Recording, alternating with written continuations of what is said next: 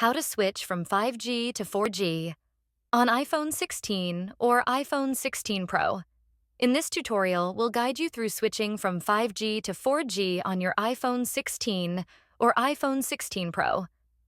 Switching to 4G can be advantageous, especially if you're in an area with weak or inconsistent 5G coverage. Often, 4G provides a more stable connection, which can help improve your browsing and streaming experience. Additionally, 4G tends to consume less power, allowing for better battery life compared to 5G. To make the switch, start by opening the Settings app on your iPhone, then navigate to Cellular Settings. Once in Cellular, tap on Cellular Data Options to access your network configurations. Here, find and select Voice and Data, where you'll see options like 5G, 4G, and possibly LTE. If your device is set to 5G, simply switch it to 4G or LTE if 4G isn't visible. LTE is equivalent to 4G, so choosing it will achieve the same result. This change allows you to enjoy more stable connectivity and potentially extend your battery life.